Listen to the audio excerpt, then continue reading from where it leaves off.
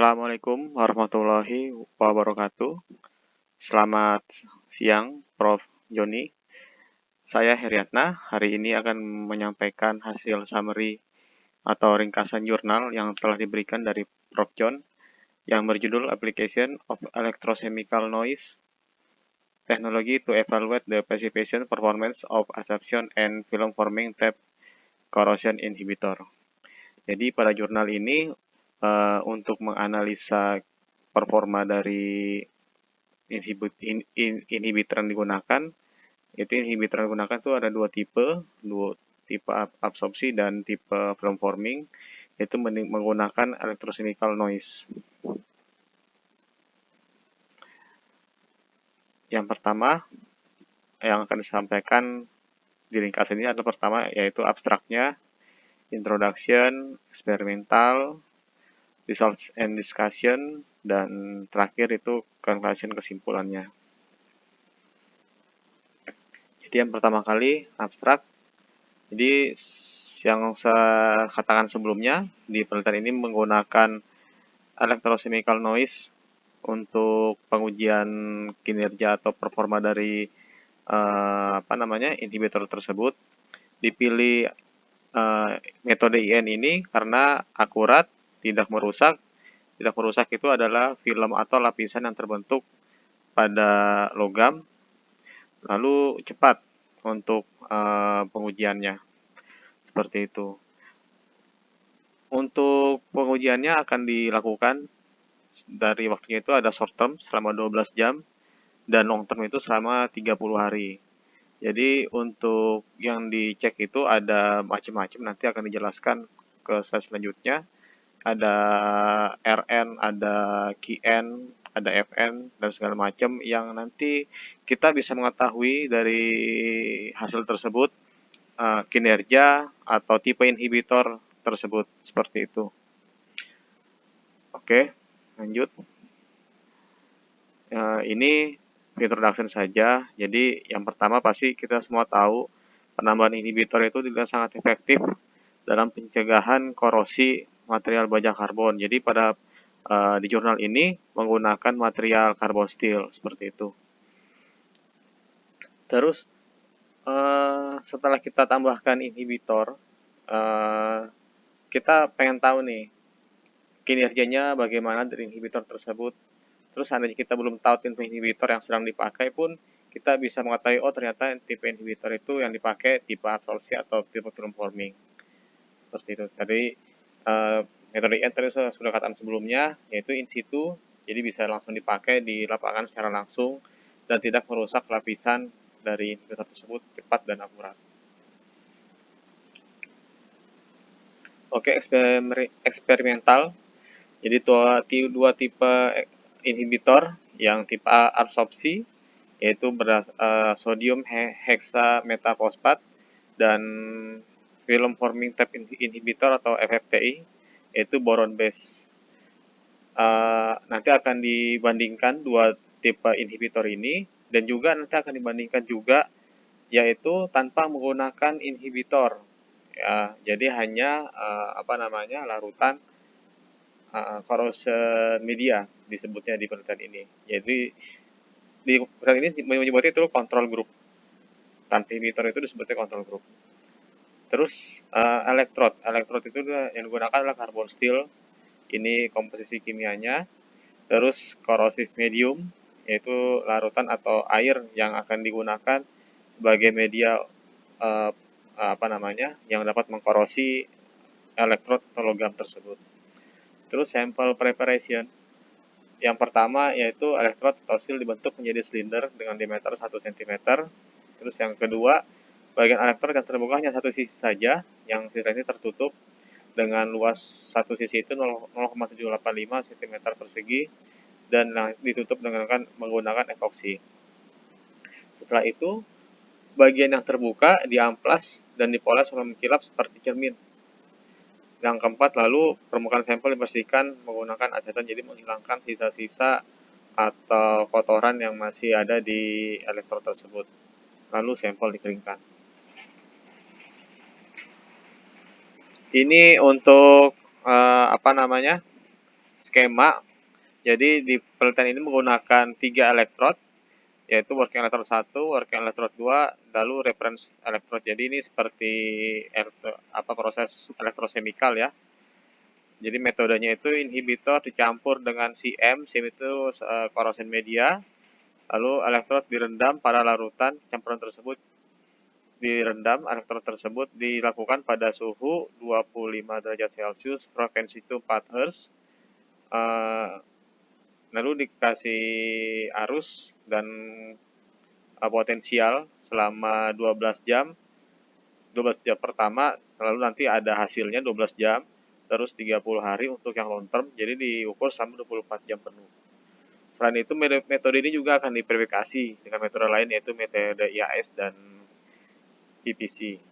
Lalu akan dicek juga untuk surface analisisnya menggunakan field emission scanning electron microscope atau FESEM dan surface roughness menggunakan AFM juga dengan luas sampel 800 x 800 nanometer persegi. Oke, langsung saja ke hasil dan diskusinya.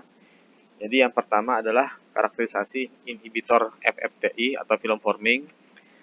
Jadi pada penelitian yang sebelumnya itu telah dilakukan penelitian yang sama menggunakan inhibitor FTI yaitu boron.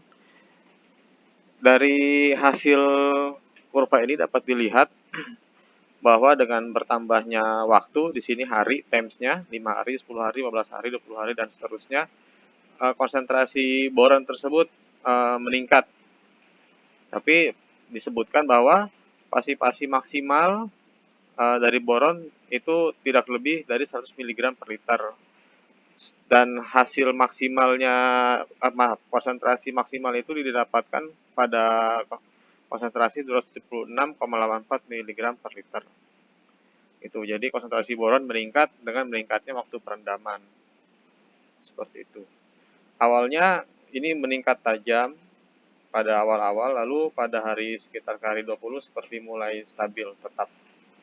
Tidak ada peningkatan yang signifikan. Oke, langsung ini ada hasilnya. Tadi ECN dan IPN. ECN itu electrochemical current noise, electrochemical potential noise. Jadi ini ada 2 grafik yang didapatkan, yaitu current noise dan potential noise dari hasil pengujian. Pengujian ini pada 12 jam pertama, jadi masih short term. Jadi tanpa inhibitor, amplitudo yang disebabkan, jadi gini,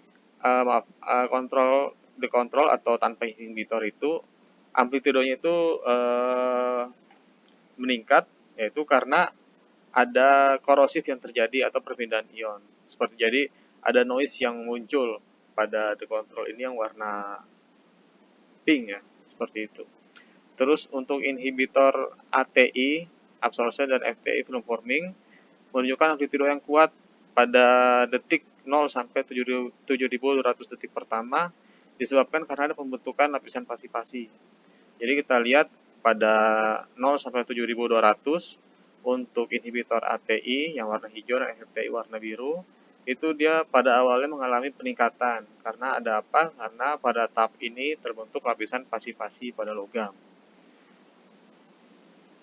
Oke. Lalu inhibitor ATE, FTE juga akan mengalami penurunan dengan meningkatnya waktu karena permukaan menjadi stabil. Baik itu karena terbentuknya korosi pada permukaan yang tanpa inhibitor atau lapisan absorpsi lapisan absorpsi yang ATI dan lapisan pasif. Jadi setelah perjalannya waktu, ini grafiknya menjadi stabil, menjadi tidak seperti di awal-awal meninggi langsung seperti itu karena sudah terbentuknya lapisan pasifasi baik pada inhibitor absorpsi maupun inhibitor yang film forming. Seperti itu. Kalau untuk yang korosi berarti korosinya sudah mulai terbentuk, sudah mulai stabil setelah 7.200. Bukan lapisan pasifasinya karena tidak memakai inhibitor. Setelah itu kita juga mendapatkan hasil noise resistant. Jadi kita bisa lihat noise resistant itu yang pertama dia mempunyai hubungan yang terbalik dengan corrosion current I-core. Jadi nilai Rn meningkat dengan meningkatnya waktu. Hal tersebut menunjukkan performa pasif-pasif inhibitor sudah terbentuk.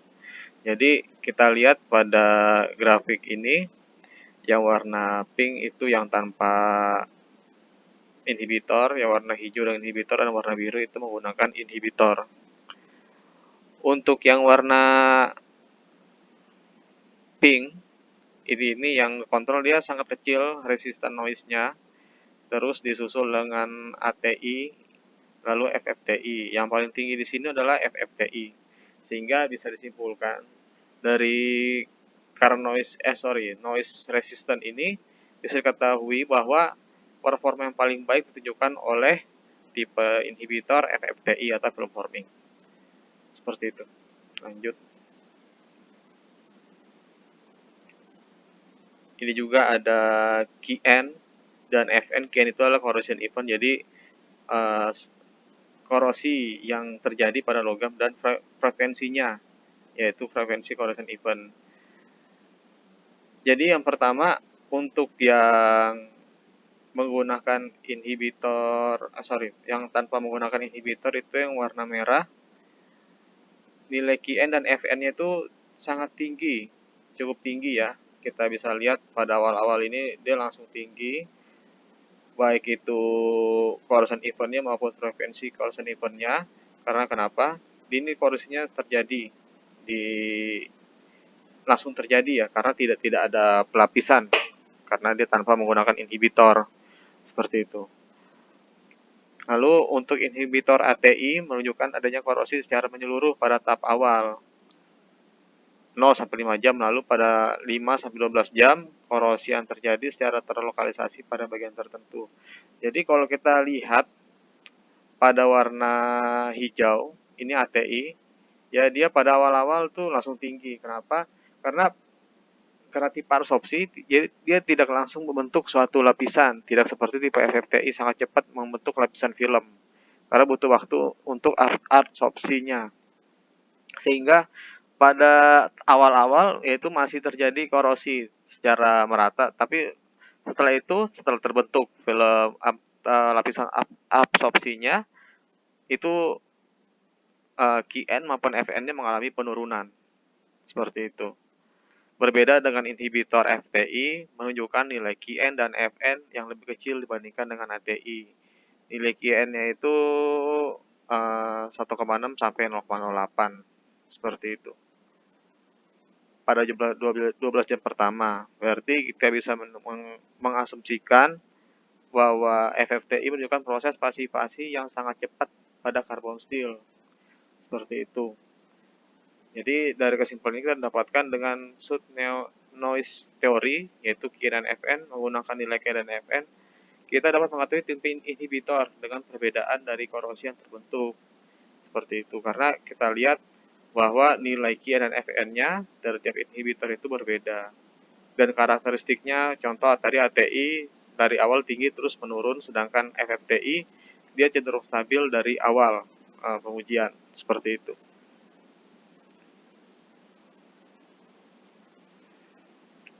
Lanjut yaitu tipe selanjutnya pengujian itu EDP, Energy Distribution Plot, yaitu memberikan informasi detail menghilangkan efek kapasitas charging. Jadi EDP ini dihitung dari nilai IPN menggunakan fungsi dari Dopsis wavelet DB4 pada 8 level. Jadi kita lihat pada grafik di samping ini ada D1, D2, D3, D4, D5, D6, D7, D8. Jadi ada sampai 8 level untuk deposisinya. Seperti itu. Jadi dibagi menjadi 3 area 1, area 2, area 3. D1, D3 itu disebut sebagai activation process. D3 sampai D6 itu adalah activation dan diffusion process, sedangkan D6 sampai 8 adalah diffusion process. Kita lihat tanpa inhibitor itu dari D6 sampai D8 itu dia mengalami peningkatan secara signifikan. Sedangkan untuk inhibitor ATI pada D6 sampai D8 yaitu pada awal ini kita bisa lihat warna merah yaitu D6 sampai D8 dia mengalami peningkatan. Berarti itu menandakan proses korosi dikontrol oleh proses difusi. Lalu kemudian aktivasi proses. Kita lihat setelah itu pada 6 sampai 12 jam ini yang tinggi itu D1 sampai D3. Berarti ada aktivasi proses. Lalu untuk inhibitor FFTI D1 sampai D8 kita lihat cenderung stabil, yaitu angkanya nggak seperti ATI ya, dia tinggi terus rata gitu. Ini rata dari D1 sampai D8 yang menunjukkan persentase yang hampir sama, menandakan pasifasi yang stabil seperti itu. Jadi kita mengetahui dari IDP ini bahwa untuk inhibitor FTI mempunyai pasifasi yang paling stabil. Karena EDP dapat mengandalkan untuk mengetahui ada atau tidaknya inhibitor, bahkan tipe dari inhibitor dari suatu karbonsil. Jadi dari grafik ini pun kita bisa membedakan, oh yang kalau grafiknya seperti ini berarti tidak ada inhibitor.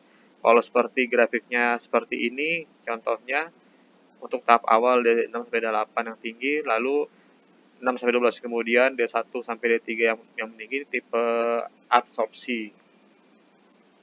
Terus kalau dia stabil itu tipenya FFTI seperti itu. Jadi bisa diketahui ya dengan pakai metode ini.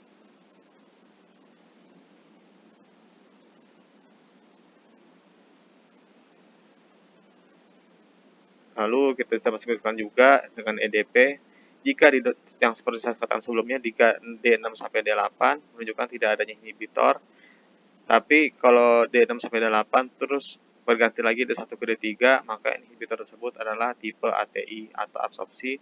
Jika semua tidak ada perbedaan yang menonjol sama setiap area, maka inhibitor tersebut adalah tipe FFTI. Baik, ini ada pengujian hanya di foto aja dari ketiga sampel dikontrol ATI dan FFTI dengan waktu berbeda, yaitu 0 pada tahap awal belum perendaman 4 jam, 8 jam dan 12 jam. Jadi yang tanpa inhibitor korosi kita bisa lihat yang ini 4 jam pertama dia sudah terbentuk korosi ya. Meningkatnya waktu itu langsung cepat terbentuk korosi seperti ini. Ya kita bisa lihat 4 jam, 8 jam, 12 semakin lama korosi terbentuk karena memang tidak ada perlindungan atau pelapisan karena tidak digunakan inhibitor. Terus untuk tipe ATI, tipe ini ya 4 jam pertama itu ada lapisan putih pada permukaan. Jadi terbentuk korosi secara merata, tapi setelah itu korosinya itu terhenti dan terlokalisasi. Kita lihat sampai akhir, sampai 12 jam itu warnanya tetap putih seperti ini, tapi tidak timbul korosi seperti tipe dikontrol ATI tanpa inhibitor. Untuk tipe FFTI ini yang paling bagus ya, dari awal sampai akhir ini cenderung seperti tidak ada perubahan yang signifikan. Berarti pasifasinya paling baik. Jadi kalau misalnya kita lihat secara visual maupun tadi dari hasil percobaan dari noise-nya, dari QN, FN-nya, berarti sesuai bahwa FFT ini mempunyai performa yang paling baik. Lalu surface morfologi juga kita lihat lapisan yang terbentuknya. Tadi hanya secara umum aja kalau optical image ya. Yang tanpa inhibitor ini sudah terlihat korosinya ya, tampak renggang, terus ada poros-poros, terus komponen utamanya ini adalah Fe dan oksigen, berarti terjadi oksidasi atau korosi. Terus inhibitor ATI permukaan tampak yang retak disebabkan oleh pembentukan absorption layer, terdiri dari komposisi fosfat. Fe hanya berada pada celah-celah retakan. Jadi tipe ATI ini tadi yang dikatakan sebelum ini adalah fosfat base. Jadi terbentuk lapisan fosfatnya ini, tapi dia mengalami retak-retak seperti itu. Ada retakan-retakan, ini semuanya P dan di celah-celahnya adalah Fe dan terbentuk juga oksida. Jadi terjadi oksida korosi yang tapi tidak banyak, hanya sedikit. Terus untuk yang inhibitor FTI, permukaannya tampak halus karena pembentukan lapisan pasif-pasif FeO B ini B-nya ini boron yang sangat baik dan menunjukkan kemampuan pasif-pasif yang sangat baik. Jadi kalau kita lihat, kita bandingkan dari morfologi ketiga sampel ini, yang paling bagus itu adalah tipe FFPI karena sangat bagus, tidak ada tampak kerusakan. Jadi kesimpulannya hasil morfologi SEM menunjukkan lapisan permukaan yang berbeda pada setiap inhibitor, sehingga dapat diketahui ada atau tidaknya inhibitor atau bahkan tipenya juga. Jadi dari jurnal ini kita nanti bisa tahu ketika kita bisa melihat permukaan, misalkan ada sedikit yang lain, oh kalau kotak ini berarti tipe ATI, yang mulus begini tipe FFPI, dan seperti ini tanpa inhibitor. Lalu untuk jangka panjang, ya, tadi jangka pendek sudah dilakukan pengujian, sekarang melakukan pengujian jangka panjang, yaitu sampai 30 hari, 24 jam nonstop dilakukan pengambilan data. Jadi angka RN yang tinggi menunjukkan performa pasif-pasif inhibitor yang baik, sama seperti 12 jam tadi. Jadi semakin tinggi RN-nya, resistance noise-nya, berarti semakin bagus juga ketahanan performa performa inhibitornya. Jadi kalau diurut nih, tanpa inhibitor itu paling kecil nilai RN-nya dan paling besar itu FFPI, seperti itu.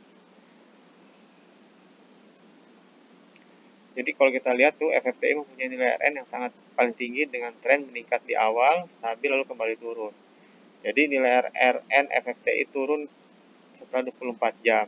Jadi kalau kita lihat ini warna biru, awalnya meningkat karena ada pembentukan pembentukan film yang disebut di awal sebelumnya, lalu stabil, lalu mengalami penurunan. Nah, ini kenapa mengalami penurunan? Karena setelah 24 hari lapisannya itu sudah mulai rusak.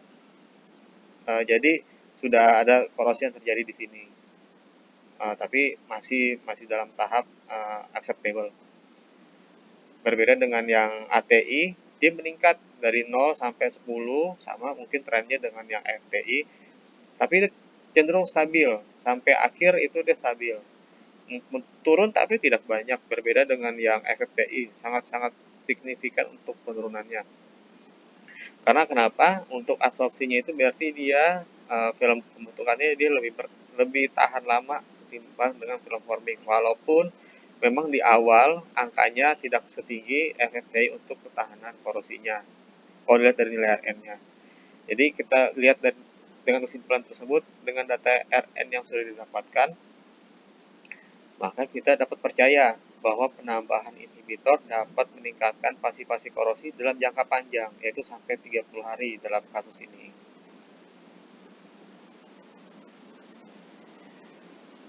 Yang sekarang QN dan FN-nya untuk jangka panjang. Sebenarnya hampir sama untuk QN dan FN karakteristiknya dengan 12 jam. Jadi yang paling tinggi justru yang paling buruk atau yang paling banyak terjadi korosi, berbeda dengan RN. Kalau RN yang paling tinggi itu yang paling baik untuk menahan korosi. Jadi tanpa inhibitor nilai QN meningkat dari 0 sampai 10 hari, stabil 10 sampai 30 hari, sedangkan nilai FN-nya berkurang 0 sampai 9 hari, stabil 9 sampai 30 hari. Variasi QN FN ini menunjukkan korosi secara merata sedikit berkurang 0 sampai 10 hari dan stabil 10 sampai 30 hari. Untuk inhibitor ATI dan FFPI, nilai QN-nya meningkat pada tahap awal dan stabil pada tahap menengah 0 sampai 30 hari disebabkan terbentuknya lapisan pasif-pasif. Seperti itu. Jadi pada tahap akhir nilai QN meningkat disebabkan timbulnya celah pada lapisan pasif-pasif. Jadi tadi sudah disebutkan di nilai RN-nya itu lama-kelamaan menurun ya karena adanya kerusakan di lapisan pasif-pasifnya. Jadi sejalan dengan nilai QN yang makin lama makin meningkat seperti ini. Dia trennya makin lama makin meningkat. baik itu ATI maupun FFTI, karena makin lama lapisan itu makin rusak, seperti itu. Jadi dapat disimpulkan dari hasil tersebut, ATI dan FFTI berganti dari pasif-pasif menjadi korosi secara lokal, disebabkan lapisan pasif-pasif yang sudah terbentuk menjadi rusak karena berjalannya waktu. Ini juga sama, dilakukan EDP dengan jangka waktu panjang. Jadi tanpa inhibitor sama dengan 12 jam dinominasi D6 sampai D8. Pada hari kedua dan keempat, hal tersebut disebabkan oleh proses dengan skala waktu yang besar. Jadi kita lihat di sini, hari kedua dan hari keempat ini terjadi large time scale proses, jadi awal-awal sangat tinggi sekali korosinya untuk yang tanpa inhibitor. Tetapi pada hari 12 dan 24, D1, D3 yang mendominasi dan disebabkan proses dengan skala waktu yang kecil. Jadi lihat di sini, setelah hari ke-12 24, area D1 sampai D3 yang yang meningkat. Sedangkan untuk tipikal ATI, area D1, D3 dan D8 itu seperti dibagi jadi dua, D1, D3 area 1, D6, D8 itu area 2. Jadi inhibitor FTI menunjukkan tren yang sama dengan ATI dan FFTI. Jadi kita lihat itu trennya sama nih. Pada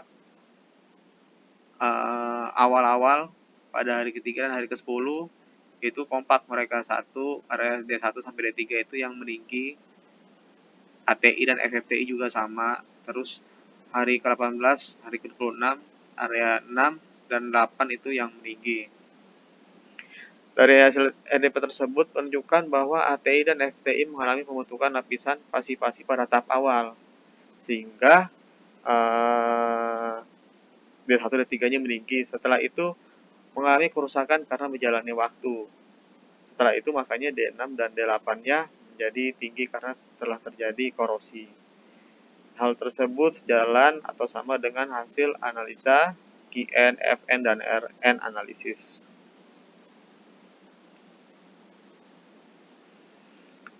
Lalu ada juga di sini untuk yang ini khusus jangka panjang, yaitu wavelet transformation. Jadi untuk mengetahui pengaruh waktu dari kurva yang telah terbentuk, maka dilakukan metode wavelet transformation. Kurva EN yang telah ada dipadatkan menjadi kurva baru yang terbentuk secara dua dimensi. Jadi kurva-kurvanya itu kan ada seperti kurva gitu ya, terus dipadatkan menggunakan metode wavelet transformation menjadi kurva baru seperti ini. Jadi pada kurva 2D tersebut, ya kurva wavelet transformation ini, warna yang lebih terang itu menunjukkan energi yang lebih tinggi. Ini warna terang nih, warna putih seperti itu ya, ini warna yang terang-terang. Energi tersebut timbul atau kenapa ada warna terang itu karena energi yang tinggi dari corrosion yang terjadi. Kita lihat yang paling atas itu tanpa inhibitor. Pada level 1 sampai 4 itu dia bertahap menjadi lebih gelap dari 0 sampai 20 hari. Setelah 12 menjadi gelap setelah 12 hari dan pada 12 menit pertama. Hal tersebut disebabkan oleh corrosion event semakin berkurang dengan bertambahnya waktu. Dari awal CS carbon steel langsung mengalami proses korosi permukaan. Jadi awalnya gelap seperti ini langsung banyak terjadi korosi pada 0 sampai 12 menit pertama di gelap, tapi lama-kelamaan dia menjadi terang. Karena kenapa? Korosi yang terjadi itu sudah semakin berkurang. Berbeda dengan inhibitor ATI dan FFTI, warna gelap dan terang berselang-seling, disebabkan oleh lapisan pasif-pasif mengalami pembentukan, rusak, terus membentukkan kembali. Seperti itu. Jadi kalau kita lihat nih berselang-seling nih, gelap, terang, seperti itu. ATI dan FFT juga menunjukkan level 5 sampai 8. Ya, level 5 itu kita lihat yang atas. 5 sampai 8 itu lebih terang dibandingkan 1 sampai 4. Jadi atasnya itu lebih terang dibandingkan yang di bawah. Hal tersebut disebabkan oleh korosi yang terjadi didominasi secara korosi lokal atau area tertentu saja yang tidak menyeluruh. Secara keseluruhan, FFTI mempunyai warna lebih gelap dibandingkan yang ATI. Kita lihat untuk FTI itu lebih gelap, artinya korupsi yang terjadi itu lebih sedikit dibandingkan yang ATI, karena sedikit itu berarti menandakan kemampuan pasif-pasif yang lebih baik. Hal tersebut sejalan dengan analisa sebelumnya, yaitu QN dan FN. Yaitu ada juga yang analisa PSD, yaitu data IPN ditransfer menjadi PSD menggunakan metode maksimum entropi. Dari grafik tersebut dapat dianalisa area white noise dan frekuensi di mana tanpa inhibitor lebih tinggi dibandingkan ATI dan FFTI. Hal tersebut membuktikan bahwa ATI dan FTI dapat menekan carbon steel dari korosi pada korosi media. Ditambah lagi dengan white noise dan frekuensi yang bergantung terhadap waktu semakin berkurang dengan bertambahnya waktu. Hal tersebut menunjukkan pasif-pasif melindungi carbon steel dari korosi. Seperti itu. Ini ada juga, tadi ada noise resistant, sekarang ada resistant polarization atau polarization resistant. Jika kita lihat nilai RP, bukan rupiah, tapi resistant polarization, yang paling kecil itu tanpa inhibitor, ATI lalu FTI. FTI itu paling besar. Berarti hal ini membuktikan FTI mempunyai kemampuan pasif-pasif yang paling baik. Jadi kita lihat dari sini, tanda kontrol itu berarti tanpa inhibitor paling kecil, paling bawah, landai sekali. Lalu yang paling tinggi itu FFTI. Yang tengah-tengah ini adalah tadi seperti ini, ATI. Tanpa inhibitor, nah sekarang yang ini, yang untuk ICOR-nya. Tanpa inhibitor nilai ICOR berkurang setelah 5 hari dan stabil pada 10 mikroampere. Sebaliknya, pada AT dan FTI, ICOR-nya fluktuasi mendekati nilai 3,5 dan 2,5 masing-masing inhibitor tersebut.